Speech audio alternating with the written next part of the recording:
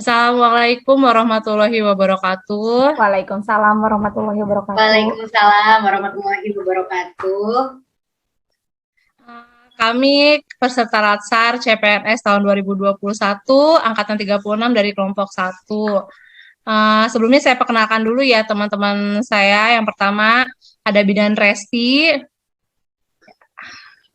yang kedua ada Bidan Siti Setiani, dan saya sendiri Niki Gustia sebagai moderator perbincangan kita hari ini ya. Uh, Hari ini rencananya kita akan membahas tentang dugaan suap bantuan sosial penanganan pandemi COVID-19 ya untuk wilayah Jabodetabek tahun 2020. Udah siap ya? Siap, siap, siap. Jadi, nih seperti yang kita tahu ya, pandemi COVID-19 ini kan wabah terbesar yang sedang dihadapi oleh negara kita nih.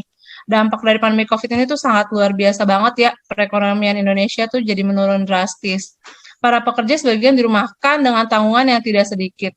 Nah, di saat pemerintah sedang memikirkan gimana caranya menuntaskan pandemi, malah ada oknum yang manfaatin kesempatan ini untuk aja mementingkan diri sendiri, apalagi tujuannya tuh untuk memperkaya diri sendiri ya.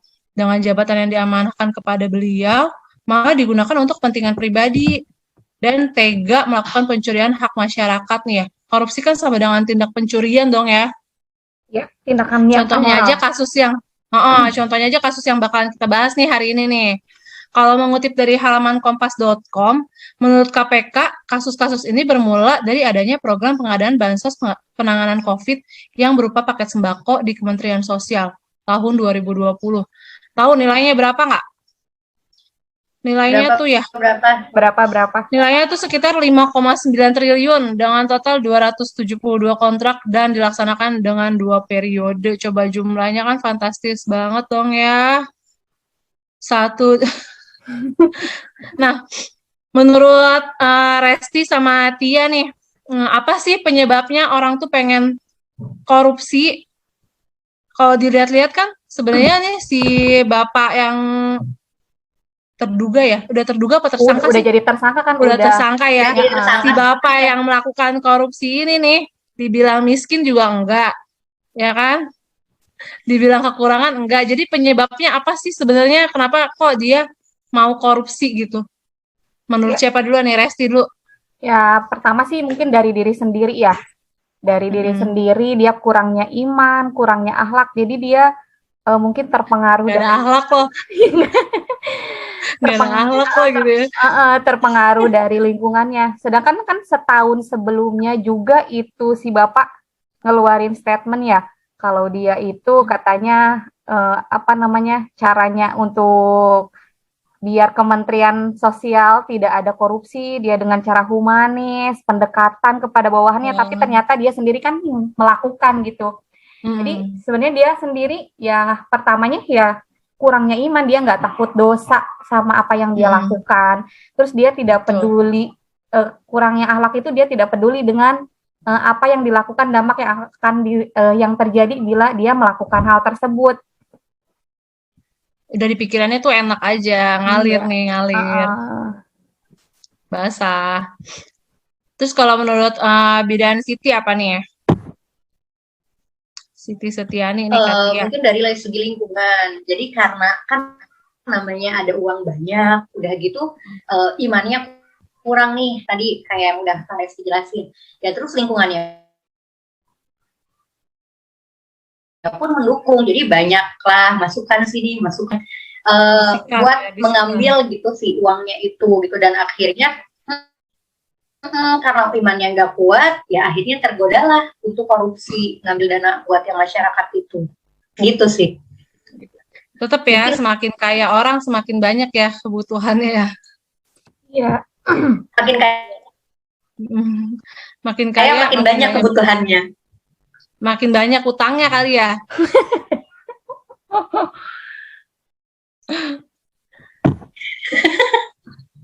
Yang jelas sih ada kesempatan dan tuh orangnya apa ya, berani gitu loh. Yang jelas sih dia berani sama ada kesempatan. Kalau menurut aku sih kalau nggak ada kesempatan juga mau dia emang ini mah nggak bakalan sih kalau punya akhlak, nggak punya iman, tapi nggak punya kesempatan ya sama aja kan.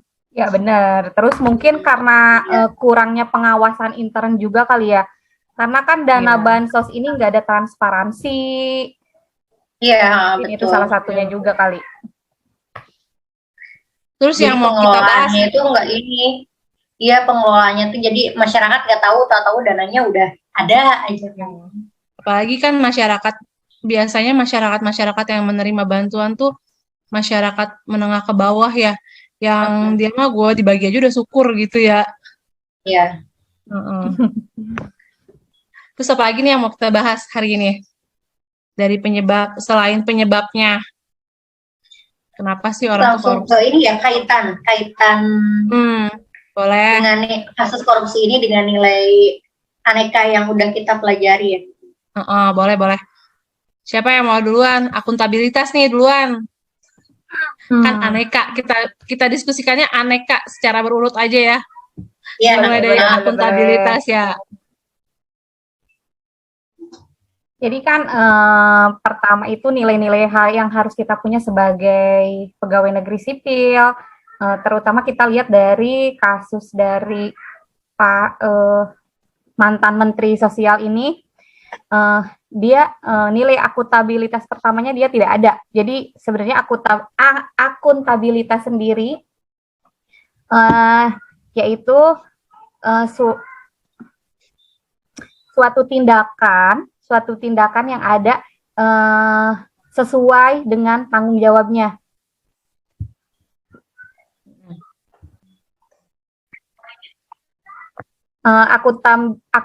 Akuntabilitas sendiri merupakan syarat dasar untuk mencegah penyalahgunaan kekuasaan dan untuk memastikan bahwa kekuasaan itu diarahkan sesuai dengan tujuannya. Ya, udah jelas berarti ya. Ya, jadi mantan menteri itu ya tidak menyalahgunakan jabatannya dalam wewenangnya dalam dana bansos sendiri kan. Jadi jangan mentang-mentang dia punya kekuasaan terus dia bisa seenaknya aja gitu ya. Ya betul. Jadi semuanya juga emang harus ditanggungjawabkan karena nilai akuntabilitas itu ialah pertanggungjawaban. Nggak bisa dipertanggungjawabkan di dunia, dipertanggungjawabkan di akhirat ya, Ti. Ya, itu pasti. Terus nih, kalau dari Katia nih, nilai dasar yang berhubungan dengan nilai dasar nasionalismenya nih, sama etika publik ya, boleh sekalian. Nah, kalau nilai aneka yang kedua itu nasionalisme. Nah, kalau kita melihat dengan kasusnya Pak JB, JB ya, kita sebut inisial saja ya. JB. Dengan kasusnya Pak JB ini, yang pertama itu melanggar yang ketuhanan. Ketuhanan itu di mana Pak JB ini melanggar norma aturan agama yang yaitu mengambil hak yang bukan menjadi miliknya. Jadi si dana bansos itu kan harusnya untuk seluruh masyarakat kan, tapi ini diambil buat dirinya sendiri dan kepentingan golongannya. Dan juga si JB ini tidak menjalankan amanahnya sebagai ASN gitu. Yang kedua yaitu dari segi kemanusiaan. Nah, di masa pandemi ini kan semua orang susah ya, bukan hanya golongan atas, tapi juga golongan tengah, golongan ekonomi bawah juga. Nah, harusnya bansos yang diberikan itu untuk semua kalangan, bukan hanya kalangan ekonomi yang di bawah aja, tetapi kenyataannya kan tidak semuanya dapat gitu. Iya, betul. Nah, itu juga sih. Terus dari yang berikutnya itu cinta tanah air. Nah, di sini korupsi itu kan merupakan suatu perbuatan yang sangat merusak lingkungan dan bahkan itu berdampak sangat buruk bagi perekonomian negara ini. Yang terakhir yaitu dari segi gotong royong. Nah, si perbuatan Bapak JB ini tidak mencerminkan atau tidak memperhatikan sikap peduli terhadap nasib orang lain yang sedang mengalami kesusahan. Jadi intinya dari nilai-nilai nasionalisme itu dia tuh nggak ada semuanya. Iya, benar-benar udah. Benar-benar lo nggak ada semuanya. Penyalahgunaan ya. Kalau dari etika publiknya nih Kak. Nah, kalau dari segi etika publik ya, di sini nilai yang hilangnya itu nilai bertanggung jawab. Nah, di sini berarti Pak JB ini tidak bertanggung jawab atas haknya dia, kewajibannya dia, peran dan tugas dia sebagai menteri sosial gitu. Yang harusnya memberikan malah dia yang mengambil. Nah, yang kedua itu dari nilai integritas. Seperti yang tadi Kak Resti bilang di awal kan pas wawancara aku kemarin Pak JB ini bilang kan kalau misalnya mencegah korupsi dengan langkah ini. Ternyata kenyataannya dia melakukannya sendiri. Berarti dari segi integritas dia tidak mempunyai konsistensi antara perkataan dengan perbuatan yang dia lakukan. Nah, dari nilai ketulusan, berarti si Pak JB ini tuh tidak tulus sebagai mengabdi sebagai ASN. Jadi di balik ASN itu dia ada niat terselubung nih, gitu. Diam-diam dia ada niat terselubung. Dan juga dari nilai penyalahgunaan kekuasaan. Jadi dia ini menyalahgunakan kekuasaannya sebagai menteri untuk melakukan atau memperkaya dirinya sendiri dan melakukan untuk mendapatkan keuntungan sebetulnya, tapi untuk golongannya, misalnya partai gitu. Ya. Jadi intinya tuh dia kayak menteri sosial yang nggak punya jiwa sosial. Betul, setuju. Menteri sosial tapi nggak punya jiwa sosial ya kan. Terus masih ada 2 lagi ya. Ya, yang akan saya jelaskan sendiri ya. Yang pertama nilai dasar yang keempat berarti ya. Nilai dasar yang keempat itu komitmen mutu.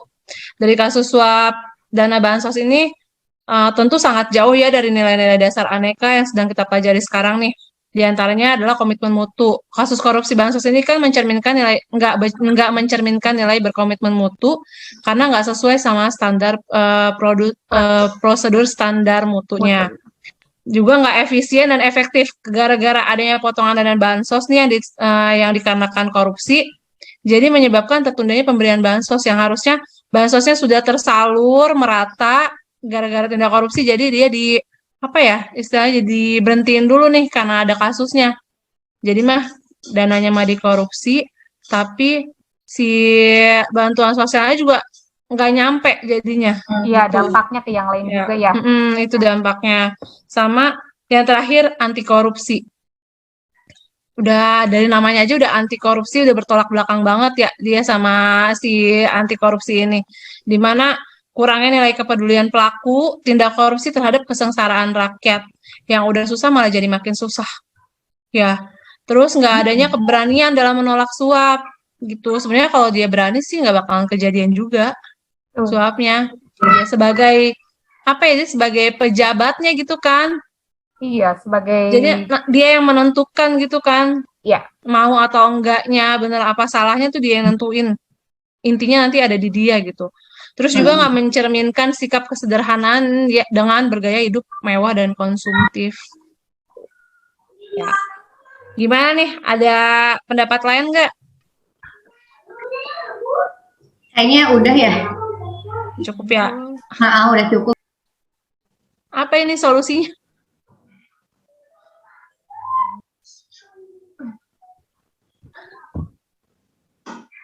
Ya udah, solusinya dari siapa dulu? Solusinya mungkin yang pertama untuk di lingkungan pemerintahannya sendiri ya. Adanya pengawasan yang lebih ekstra sih, karena kan sekarang itu untuk pengawasan itu di bawah kementerian ya. Sedangkan jadinya orang-orang tuh pada nggak takut mungkin dengan tindakan korupsi yang mereka lakukan gitu. Terus bisa ada lagi nggak yang lain? Terus mungkin dari ini dari segi ketakwaannya mungkin di si kementerian itu adakan pengajian rutin bulanan misalnya, gitu supaya kita ingat terus, Ngusir gitu. setan. Supaya kita Ya takut. pada sadar ya. Ngusir setan dalam diri ya. Untuk mengusir setan dalam diri sendiri. Yang Pada jelas, korupsi, gitu. yang jelas nih ya, kenapa korupsi itu nggak udah-udah karena hukumannya tuh apa ya? Kok suka dibanding-bandingin sama yang cuma maling ayam, sama yang cuma apa sih? Yang Iya. cuma buka kedai bakso, tau gak sih yang kemarin yang lagi PSBB buka kedai bakso. Iya bener. Ya yang ini Dibandingin aja. sama itu tuh nggak seberapa sama dia yang korupsinya tuh jumlahnya udah miliaran bahkan triliunan Ya. gitu. Ya benar. Kalau menurut gue sih menurut saya nih ya, hukumnya dulu aja sih diperberat. Jadi buat bikin koruptor. takut ya, bikin Iya, bikin jerak gitu. Korupsinya ya. Ya karena kan sebenarnya yang kasus ini kan katanya bisa sampai dengan hukuman mati, tapi kenyataannya kan cuma 12 tahun penjara gara-gara Betul. dia dibully sama netizen. Sama kalau menurut aku juga harus bisa jadi pemimpin yang berintegritas. Menurut aku nih ya, dari semua yang kita pelajarin sih harusnya dia punya integritas tinggi sebagai pejabat, sebagai contoh lah, dia kan harusnya bisa jadi contoh yang baik buat setiap anggotanya kan gitu. Ya, terus solusi yang lain ya mungkin bisa jadi transparansi juga ya.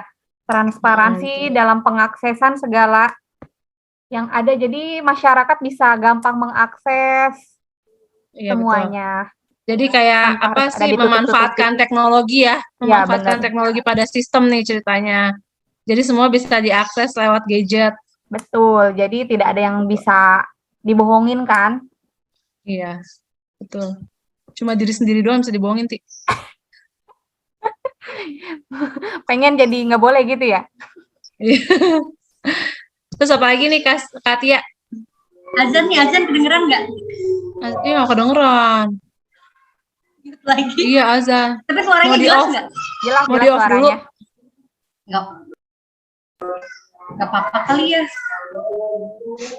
Udah sih kalau dari aku segitu aja udah. Ya kali udah cukup yang jelas. Jadi tinggal kita namanya rangkum 4 lembar ya, minimal 4 lembar kan? Iya betul. Jadi nih solusinya ya, kalau dari yang aku iniin, dari yang tadi kita udah bahas nih ya, kira-kira yang pertama itu memberikan hukuman berat pada koruptor. Ya. Terus yang kedua, menjadi pemimpin yang berintegritas. Yang ketiga, dari Resti tadi memanfaatkan teknologi pada sistem. Ya. Terus yang keempat, membangun pendidikan moral sejak kecil. Betul nggak? Betul. Biar jadi pemimpin yang bermoral. Sama kalau dari Kak Tia tadi, menanamkan nilai religi ya secara intensif. Betul? Betul. Supremasi hukum yang kuat. Harus adanya supremasi hukum yang kuat nih. Sebagai fungsi hukumnya tuh. Sama menutup celah. Nah, itu yang susah ya. Balik lagi ke kesempatan. Iya, betul. Iya. Jangan kesempatan yang tadinya segini jadi segini. Jadi begini. Yang tadinya cuma segini jadi begini. Jadi nggak pengen jadi pengen ya. Jadi begini ya. Oke. Kalau gitu kita udahin aja dulu ya diskusi kita hari ini ya. Dilanjut ke mana? Lembar ya. Oke. Lanjut tugas keempat lembar itu. Ya, iya, oke. Oke. Lanjut ya, WhatsApp ya. Sekian diskusi dari kelompok kami, kelompok 1 angkatan 36 peserta latsar CPNS tahun 2021. Kurang dan lebihnya saya mohon maaf. Dan terima kasih. Sampai jumpa lagi di pertemuan berikutnya.